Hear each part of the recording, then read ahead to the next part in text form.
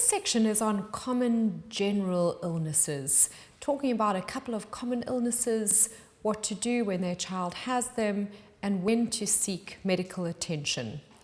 So most babies contract lots of minor illnesses in the first 2 to 3 years of life, and this is basically because their immune systems are still immature and all the bugs they encounter are new to their immune systems. Children in creche or daycare and children with older siblings are even more prone to getting recurrent minor illnesses. So don't be surprised if your child has 5, 6, 7, even 10 minor illnesses per annum in the first few years of life. In addition, every cold may last for up to 2 to 3 weeks, so it can feel as if the young child is always ill, and this can be well within normal limits. Remember when assessing a child who is ill that children generally have higher breathing rates than adults. So a child breathes at 30 to 50 breaths per minute, whereas adults breathe at only 12 to 16 breaths per minute. Also, children have a naturally higher heart rate than adults. So a normal heart rate in a young child is 90 up to 150 beats per minute, which is much lower in adults and older children. A child's breathing rate and heart rate can be increased even more when they are ill. Now I'm going to be talking about a couple of common minor illnesses, and we're going to be doing this in a question and answer format. So I have a couple of questions, commonly asked questions, and I'll attempt to answer them as best I can. So question number 1 is, what is a common cold and how is a common cold managed? Well, snuffly noses and wet coughs are normally the sign of a common cold, and they are caused by the common cold virus, which is often the rhinovirus. This is a virus that lasts between 1 and 3 weeks, for which there's no specific treatment, but characteristically it involves the upper respiratory system. So the nose, maybe the sinuses, a little bit of throat, a little bit of the upper airways, but it is not in the chest as a common cold. Children with a common cold really respond to simple treatment such as saline nose drops, a bit of paracetamol or ibuprofen if they have a fever, lots of hugs, little feeds, keeping up with the fluids, and also realizing that they may need some extra attention because children are often grumpy or difficult during an illness. And this is often the first sign of a virus, that their behavior changes a little bit and they become more needy. Ask your doctor about doses of fever and pain medication to use when your child is ill. And these doses will of course change as the child gets older. So whenever you visit your family doctor or pediatrician, ask them which dose of ibuprofen or paracetamol would be appropriate for the child at that stage and age. We don't generally recommend over-the-counter cough or flu medications, especially for young children, except if advised by your doctor. Now, another question that is commonly asked is, do all children with a cold need to see a doctor? Well, the answer is no. If it's a mild cold, bit of a snuffle, the child is still eating well, sleeping okay, running around, but maybe a bit more needy than usual, this is usually self-limiting, and a parent can certainly afford to wait 2 or 3 days before seeking medical attention. However, a child should see a doctor if they are feeding poorly, especially for a number of days, if the fever is particularly high, so anything over 38 degrees in a young child under the age of 6 months, or over 39 degrees in an older child. If the child is unusually irritable or lethargic, they should rather be seen in case it's a complication. If the child is breathing particularly fast, especially if you have already controlled the temperature, then rather see a doctor because there may be involvement of the chest. So a fast breathing rate is generally above 60 breaths per minute or 1 breath per second. And another reason to see a doctor would be if your child is just not getting better after 5 or 7 days, and you've really given it a good go with common simple treatment, because they may then have developed what we call a secondary bacterial infection, such as a tonsillitis or an ear infection as a complication of the common cold. So those are common colds and their complications and when to see a doctor. I have another question here, and that is, what are the features of croup? So what is croup? Croup is another upper respiratory infection involving the upper respiratory tract, but in croup, the virus affects the trachea, the upper airway, and the larynx, which is where your voice box sits. So typically, croup is associated with a change in voice, so the child's voice becomes hoarse, and a change in the nature of the cough. So the cough becomes like a barking dog or a barking seal, and a brassy kind of cough.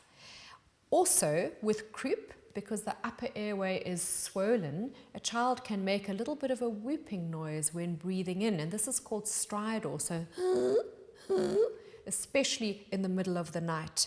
Now, croup can be quite frightening because often the child reaches what I call a crisis moment in the middle of the night, when their airway is so swollen that they struggle a little bit to breathe, and then they have the barking cough, hoarse voice, noisy breathing when breathing in.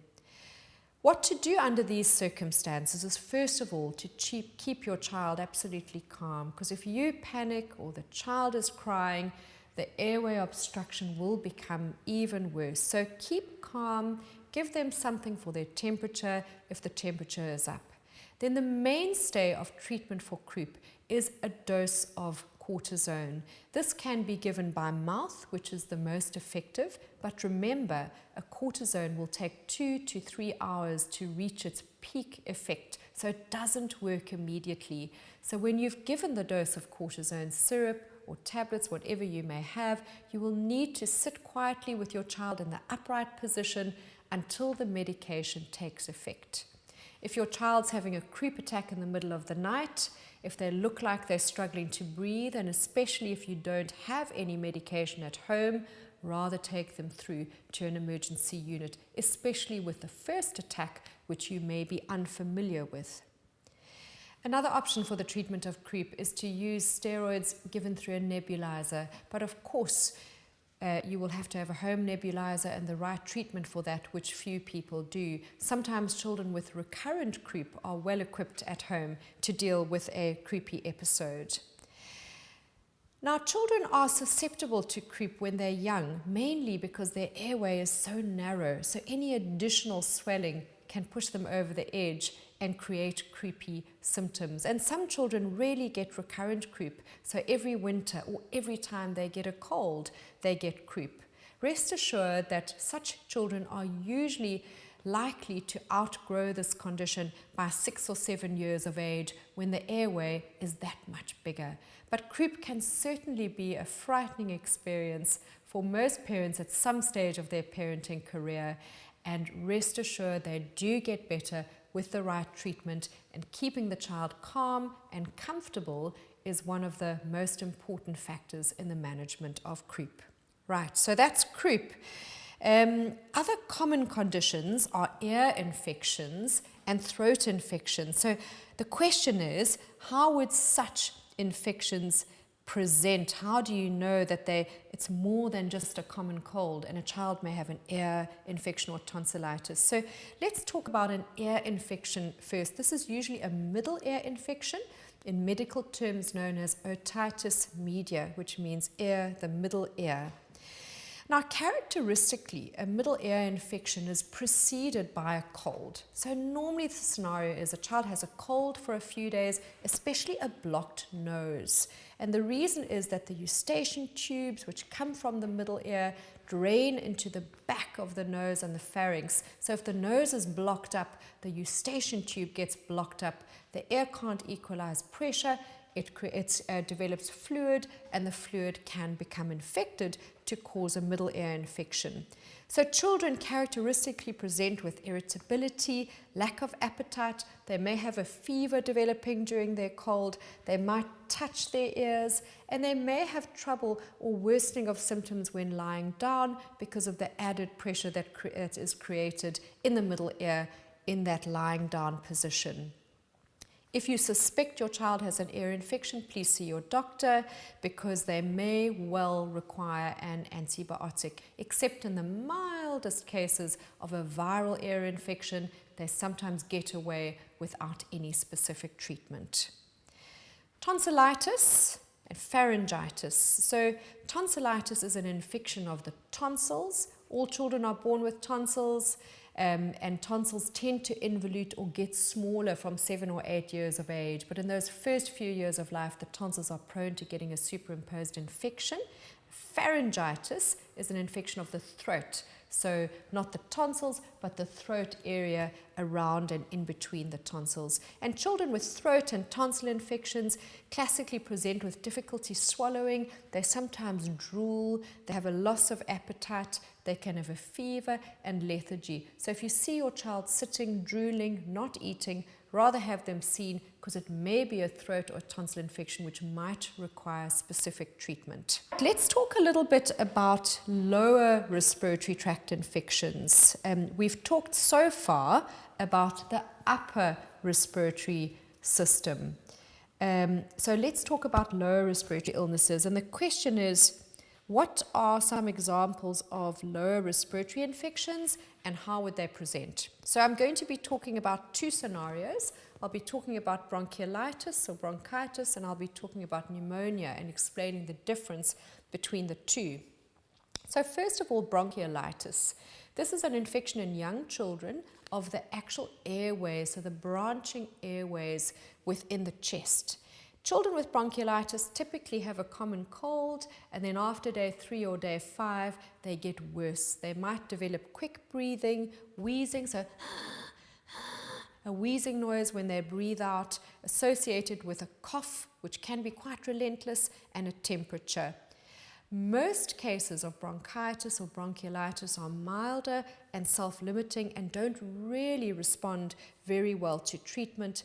However, be aware that even in mild cases, the cough may persist for a few weeks. So keep the baby happy, give them temperature control, and make sure you keep up with the liquids and frequent small meals. If a child is distressed, breathing fast, more than 60 breaths a minute, drowsy, or not feeding, and especially if a child is having apneas, which are short pauses in the breathing, you certainly need to seek urgent attention, as these children may need additional treatment with oxygen or feeding support, or indeed, in some cases, even nebulizers, etc.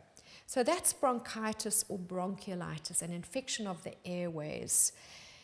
If the infection is actually in the tissue of the lung, this is called a pneumonia. So pneumonia is a low respiratory infection which certainly needs attention, because most children with pneumonia need to be treated at least with an antibiotic, some even with oxygen.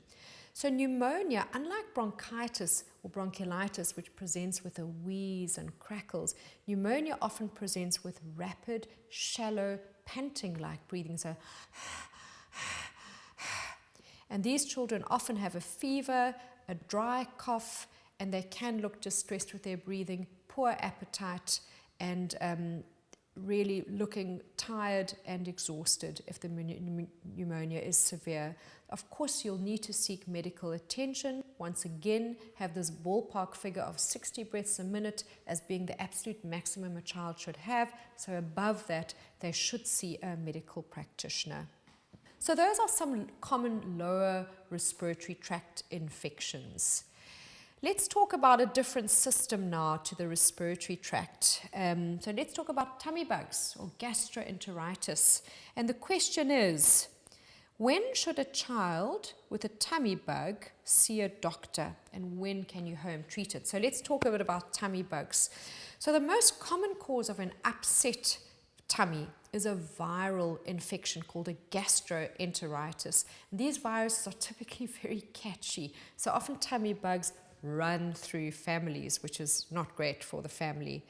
In a typical case, they present with vomiting for a few days, followed by diarrhea, which can last anything from 3 to 7 days or even longer. Of course, there can be many variations of that general theme. The most important thing in a child with a tummy bug is keeping the child hydrated, so keeping up with their fluids. It works best by giving them fluid little and often. Often if they get great big bottles of fluid, they might not tolerate this, they will vomit it out. If they are drinking and active and happy, despite runny stools, they are generally coping well. You can give them lots of liquid but relax about solids. They probably won't have an appetite for solids for a few days. Commercially available rehydration solutions can be given and are best because they are balanced electrolyte solutions. However, there is some evidence that drinks such as diluted apple juice are a good substitute if your child refuses a commercial rehydration solution. If diarrhea lasts for more than a week, the child may have developed what we call a secondary lactose intolerance. In other words, the enzyme that digests the lactose, which is milk sugar, has been wiped out. So they may have ongoing diarrhea, and you may need to put them on a lactose-free diet for a week or two until the gut has recovered. So this would be a reduced dairy diet or changing them to a specific lactose-free formula if indeed they are on formula milk. With gastroenteritis, with a tummy bug, when do you consult your doctor? Well, first of all, if the vomiting is persistent and the child can't keep any fluids down, obviously they are at risk of becoming dehydrated. Secondly, if the diarrhea is very frequent, so say more than 10 stools a day or so for more than one day, it's better to consult your medical practitioner. If there is blood in the stool, it's always worth seeing a doctor. If the child has a high fever or an associated rash, it's best to see a doctor. And lastly, if the child looks drowsy or is lethargic, they may be dehydrated and it's best to seek medical attention. So that's a little bit about tummy bugs. We're going to end our section with just a quick run through some common other illnesses apart from chest illnesses and tummy illnesses. So a quick word on rashes. We've heard about rashes in the section on young babies, and rashes are very difficult to self-diagnose. So I would suggest if a child has a rash, rather visit your doctor because it is very difficult to know what the cause of a rash is, if it's a simple, benign cause or a more complicated or dangerous cause. Most rashes are harmless. So the most common cause of an otherwise well child who's never had eczema or any other skin problems who suddenly develops a rash, the most common cause is a viral illness, and you get what we call a viral rash or viral exanthem. These are normally pink, fine pink spots which fade if you apply pressure to them and are non-itchy. Those rashes are benign and self-limiting and go away as the body deals with the virus. Of course, there are other causes of rashes, such as eczema, such as cradle cap or seborrheic dermatitis, or more severe causes, such as the meningitis rash. So this is when you need to consult your doctor. Consult your doctor if, firstly, the rash is accompanied by a high fever or the child just looks particularly unwell. Secondly, definitely consult your doctor as a matter of urgency if the rash consists of little red spots which don't fade if you press a glass on them. In other words, they don't pass the glass test. This could be a meningitis rash or a low platelet rash. Thirdly, consult your doctor if the rash is very itchy. An itchy rash may well be eczema, which needs specific treatment.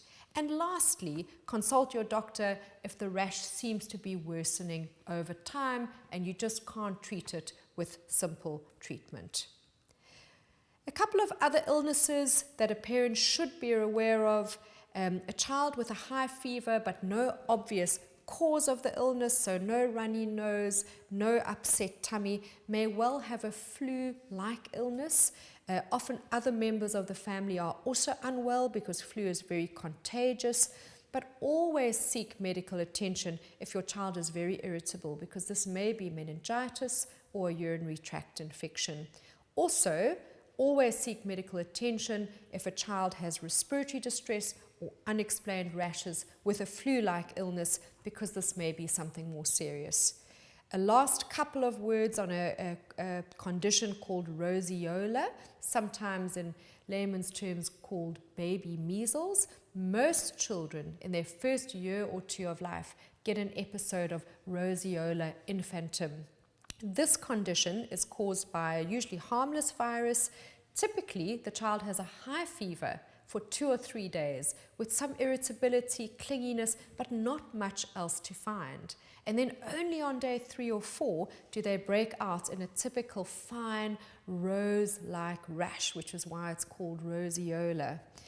But very often this is misinterpreted because a child has a high fever initially with no signs. They are often put on antibiotics, then they break out in the rash, and the rash is misinterpreted as an allergy to the antibiotic. So be aware of this condition called Roseola. High fever for a few days followed by a rash. So if your doctor says, let's just wait a few days, it's probably a very prudent thing to do if the child has a high fever but is otherwise not too unwell. It may well end up being a viral rash like Roseola.